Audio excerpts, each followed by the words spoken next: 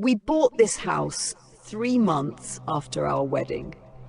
It was one of those decisions that feels right precisely because you don't yet know how wrong it is. The house stood outside the city, almost at the edge of the forest.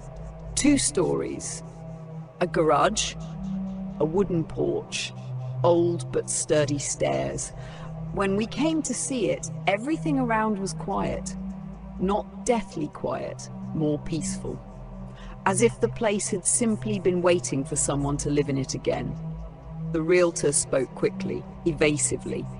She said the previous owners had moved for personal reasons. When I asked why the house was so cheap, she only shrugged. People these days don't really like living far from the city.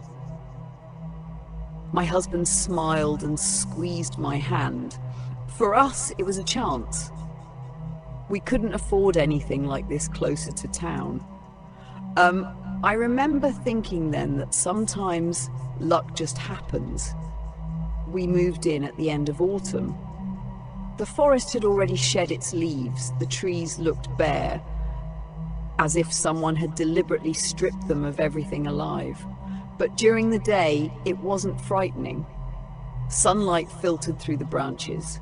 The house felt cozy.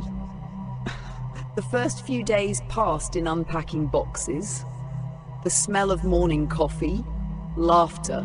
We made plans, talked about children, about a dog, about setting up a grill in the yard in the spring. The problems started at night. The first time I woke up because of a strange sound.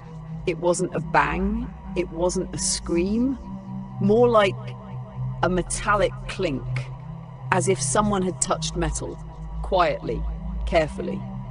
I lay there, holding my breath. The sound repeated, somewhere outside, from the direction of the garage.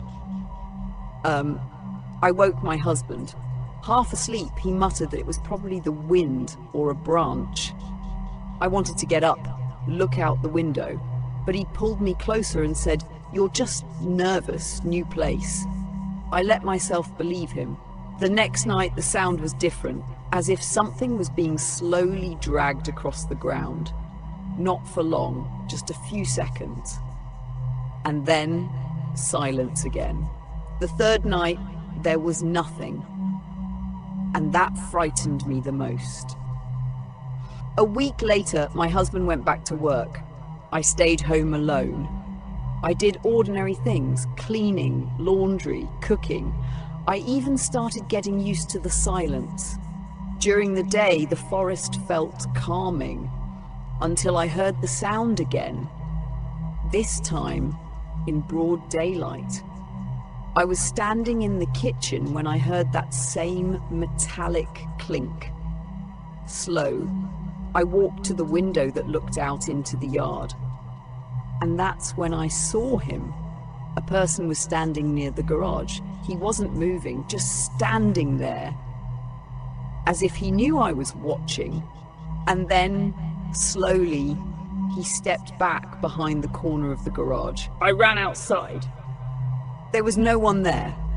I walked around the garage, checked behind it, followed the fence line. Nothing, no footprints, no explanation. He didn't appear again that day.